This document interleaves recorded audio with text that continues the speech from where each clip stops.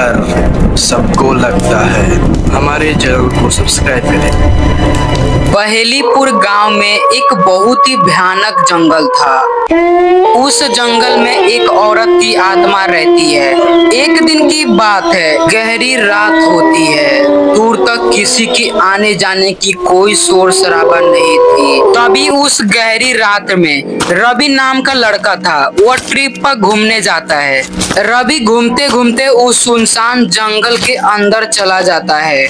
वह रास्ते में जाते समय गाना गा रहा होता है। जाने मेरी जाने मन बचपन का प्यार मेरा भूल नहीं जाना रे। ला ला ला ला ला ला ला ला ला ला ला। रवि गाना गा रहा होता है। तभी उसे थकावट महसूस होता है और पेड़ के नीचे बैठ जाता है। अरे यार, चलते चलते मैं बहुत थक गया हूँ और बहुत थकावट आ रहा है, तो थोड़ा सा मैं यहाँ बैठ के आराम कर लेता हूँ। इतना बोलकर रवि आराम कर रहा होता है। तभी उस गहरी रात में एक सुंदर लड़की रवि के बाजू से गुजरती है। रवि उस लड़की को देखकर थोड़ा हैरान हो जाता है और वह सोचने लगता है, अरे यार, इतनी सुंदर लड़की इतनी रात को यह जंगल में क्या कर रही है। ऐसा कहकर रवि उस लड़की का पीछा करने लगता है। लड़की आगे आगे चलती है, रवि उसका पीछा करता। हेलो, एक्सक्यूज मी मैडम, तुम किधर जा रही हो? इतना रवि कहता है, किंतु वो लड़की कुछ भी जवाब नहीं देती है और वहाँ से चली जाती है। गजब बेइज्जती है, बहुत ही घमंडी लड़की है, बिना जवाब दिए ही चली गई जंगल में। चलो मैं देखता हूँ यह लड़की इस जंगल में कहाँ तक जाती है। ऐसा कहकर रवि उस लड़की का पीछा करने लगता है। अचानक से वह लड़की कहीं गायब हो जाती है। रवि उस सुंदर लड़की को इधर उधर बहुत ही ढूंढता है, किंतु वह सुंदर लड़की नहीं दिखाई देती है। रवि कुछ दूरी पर चलता है, तभी एक काली बिल्ली उसका रास्ता काट देती है। रवि बहुत ही डर जाता है। बिल्ली देखते ही देखते गायब हो जाती है। तभी अचानक से रवि के सामने एक लाल साड़ी वाली चुड़ैल उसके सामने आ जाती है। रवि उस चुड़ैल को देखकर भागने का कोशिश करता है, किंतु वो भाग नहीं पाता है। चुड़ैल उसे मार देती है। हर रोज घटनाएं कुछ ऐसे ही होती थी। कुछ दिनों के बाद मुंबई शहर में जग्गू नाम का एक लड़का रहता था। वह पढ़ने में बहुत ही अच्छा था, किंतु वह भूत प्रेतों की बातों पर विश्वास नहीं करता था। जग्गू का एक दोस्त था, उसका नाम सोनू था। सोनू गरीब होने के कारण वह पढ़ाई नहीं कर पाता है, किंतु जग्गू का बहुत ही अच्छा दोस्त था। एक दिन की बात है, दोनों आपस में बात कर रहे होते हैं।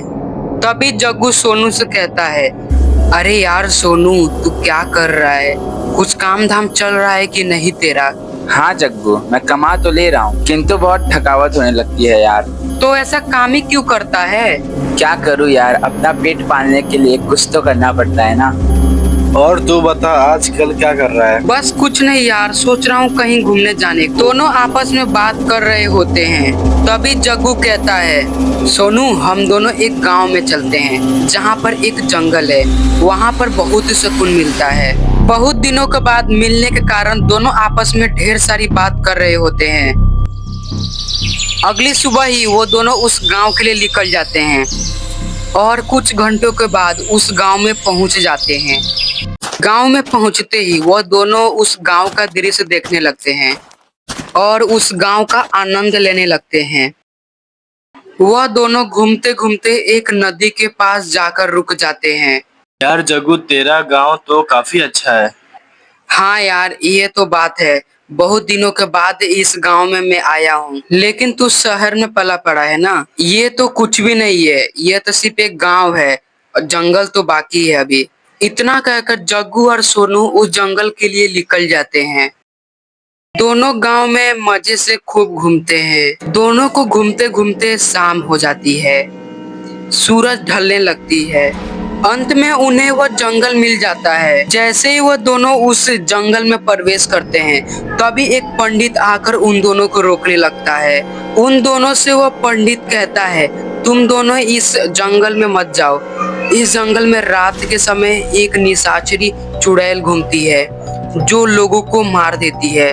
किंतु जग्गू भूत प्रेतों की बातों पर विश्वास नहीं करता था। उसका मानना था कि भूत प्रेत जैसा कोई भी चीज नहीं होता है। ऐसा सुनकर वो दोनों नहीं मानते हैं और उस जंगल के अंदर प्रवेश कर लेते हैं। पंडित उन दोनों को पीछे से देख रहा होता है। जग्गू और सोनू आपस में बात करते करते उस जंगल के अंदर आते हैं। जग्गू और सोनू बहुत ही थके हुए होते हैं। वह दोनों एक बरगद के नीचे आराम करने लगते हैं। उस जंगल में एकदम ही सुन सन्नाटा था। तभी अचानक से किसी महिला की जोर जोर से रोने की आवाज सुनाई दे रही थी। वह दोनों बहुत ही घबरा जाते हैं। सोनू थका हुआ होने के कारण सोनू को जग्गू उस वृक्ष के नीचे छोड़कर अकेले ही उस आवाज की ओर बढ़ने लगता है। जग्गू कुछ दूरी पर जाता है। तभी एक लाल साड़ी में महिला उस रास्ते पर सोई हुई होती है और वह रो रही होती है। जग्गू उस महिला के पास जाता है। तभी अचानक से वो महिला उठकर बैठ जाती है और महिला जोर जोर से हंसने लगती है। महिला का बर्ताव देखकर जग्गू थोड़ा हैरान हो जाता है। तभी वो महिला अपने असली रूप में आने लगती है। वह एक भयानक चुड़ैल दिख रही थी। यह सब होता हुआ देखकर जग्गू को अपनी आंखों पर विश्वास नहीं हो रहा था। जैसे ही चुड़ैल जग्गू के पास उसको मारने के लिए आती है, तभी अचानक से वह पंडित प्रकट हो जाते हैं और जोर जोर से मंत्र पढ़ने लगते हैं। जैसे जैसे पंडित मंत्र पढ़ रहा था वैसे वैसे वह चुड़ैल जलती जा रही थी और जग्गू उस चुड़ैल से बच जाता है। जग्गू उस पंडित को धन्यवाद कहता है। जग्गू दौड़ते दौड़ते जाकर पूरी बात सोनू को बताता है। दोस्तों, कैसा लगा वीडियो? लाइक और चैनल को सब्सक्राइब जरूर करें। एक गांव में एक मोहनी नाम का जंगल था। वह मोहनी जंगल बाहर से बहुत ही सुंदर दिखाई देता था, किंतु अंदर बहुत ही डरावना भूत रहता था। कई लोगों ने यह भी दावा किया कि उस जंगल में कभी दिन होता ही नहीं था। वहां पर हमेशा ही रात हुआ करता था। कई लोगों ने यह भी बताया कि उस जंगल में मांस खाने वाला भूत रहता है, जिसके कारण कोई भी गाँव वाला रात के समय उस भूतिया मोहनी जंगल का नाम लेते समय भी डरते थे। कुछ दिन पहले की बात है। रोहन और प्रिया की फिलहाल में ही शादी हुई थी। वह दोनों खुशी से अपना जीवन यापन कर रहे थे। प्रिया बड़े घर की लड़की थी, इसलिए उसे बाहर घूमना बहुत ही अच्छा लगता था। प्रिया और रोहन एक गांव में शिफ्ट हो जाते हैं। प्रिया को नए नए साड़ी पहनना बहुत ही अच्छा लगता था। एक दिन की बात है, प्रिया अपने पति रोहन को खाना दे रही होती है। तभी रोहन से साड़ी के लिए जिद करने लगती है। रोहन मना करता है, किंतु प्रिया नहीं मानती है। रोहन उसकी जिद के आगे हार मान लेता है और उसे इजाजत दे देता है। रोहन और प्रिया दोनों खाना खाकर सो जाते हैं। सुबह हो जाती है। रोहन अपने काम से बाहर निकल जाता है। प्रिया साड़ी खरीदने के लिए अपने सहेली के साथ मॉल चली जाती है। प्रिया को 2 साड़ी लाल कलर के पसंद आते हैं। जैसे ही प्रिया मॉल से बाहर निकलती है, तभी उसकी एक दोस्त उसे कहती है।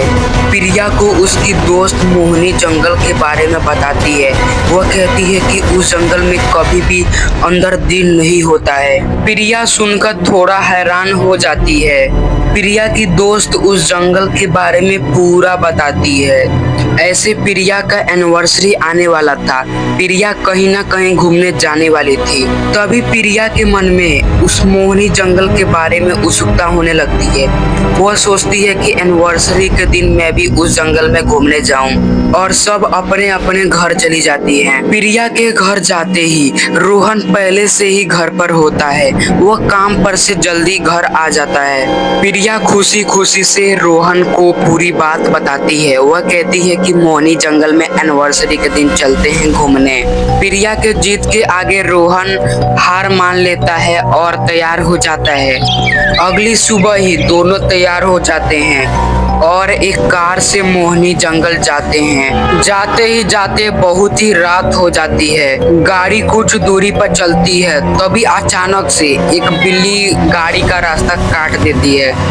बिल्ली के रास्ता काटने के कारण अचानक से कार रुक जाती है और वो दोनों बाहर निकल जाते हैं। कुछ दूरी के बाद मोहिनी जंगल के पास दोनों रुक जाते हैं और धीरे धीरे मोहिनी जंगल के अंदर चलते हैं। जैसे जैसे दोनों उस मोहिनी जंगल के अंदर प्रवेश कर रहे थे, तभी उन्हें अजीबो-गरीबो दिखाई कुछ देता है।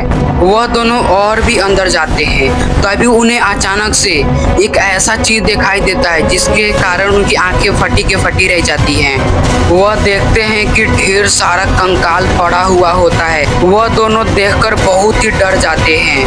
तभी अचानक से प्रिया का पैर फिसल जाता है और वह जमीन पर गिर जाती है।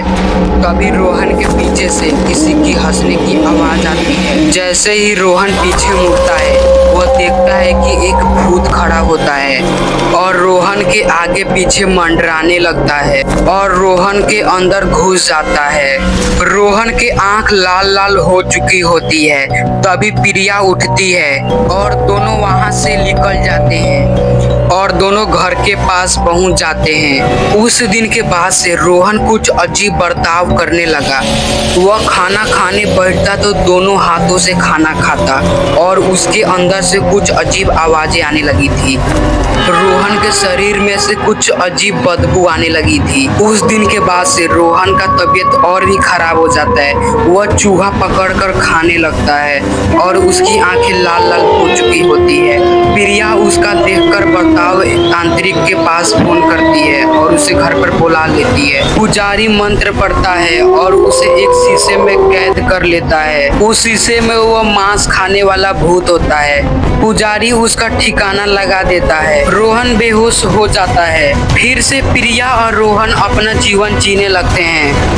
दोस्तों, कैसा लगा वीडियो? लाइक और चैनल को सब्सक्राइब जरूर करें।